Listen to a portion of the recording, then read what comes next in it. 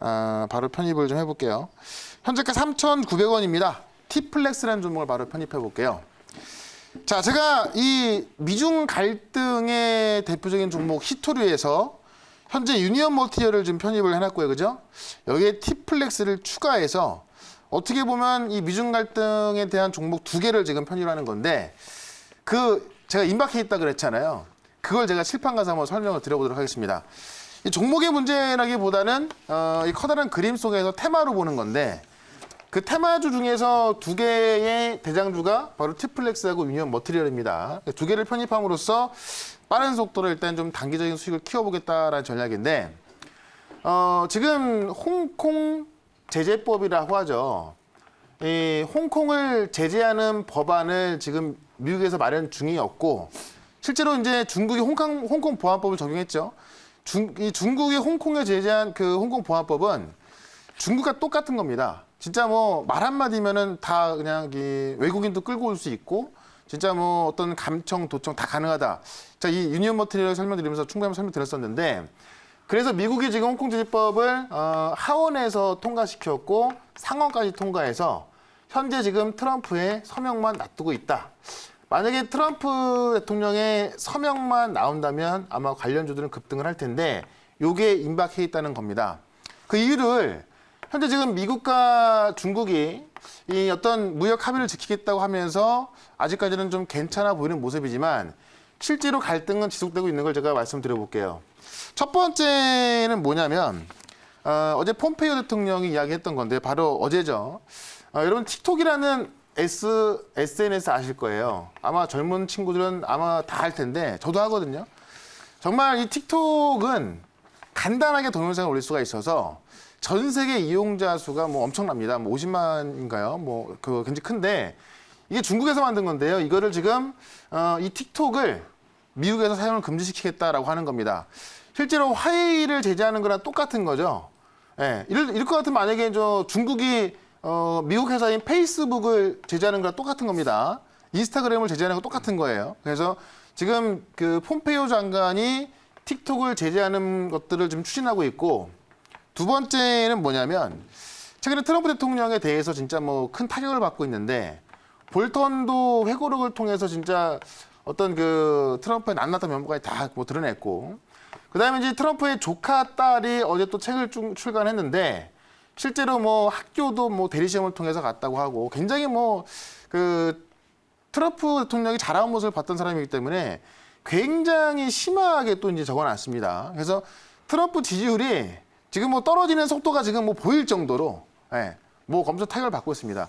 그렇기 때문에 지금 트럼프 대통령 같은 경우는 이 지지율을 올리기 위해서 반중국 정세에 올라타야 되는 이런 모습일 수밖에 없기 때문에 계속해서 중국을 때릴 수밖에 없다라는 거고 특히나 지금 현재 이 종목들이 이 미중 갈등 수혜 관련해서 대부분 히토류 관련주가 다 올라가고 있는데 이 미국하고만 전쟁하고 있는 게 아니고요. 이 히토류가 실질적으로 중국이 지금 호주하고 그다음에 캐나다에서도 히토류 강산 매입을 추진하고 있는데 호주에서는 승인 자체를 안 해주고 있고 캐나다에서는 이 기업 대 기업끼리 계약을 다 끝냈음에도 불구하고 승인을 안 해주고 있습니다.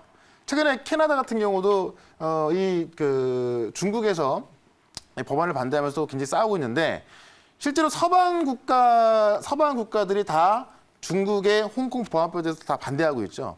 근데 미국의 입장에서 지금 그렇기 때문에 하원과 상원을 다 이 홍콩 제재법안이 통과됐는데 트럼프의 서명만 앞두고 있고 트럼프의 서명이 아직 안 됐기 때문에 이런 관련주가 좀 못 올라가는 모양새인데 오늘 수요일이잖아요. 제가 볼 때는 조만간 서명 나오지 않을까 좀 기대를 좀 해봅니다. 실제로 이 미중 무역 합의됐던 그 농산품이나 에너지 구매도 지금까지 약속했던 금액에서 8%밖에 진행이 안 됐어요.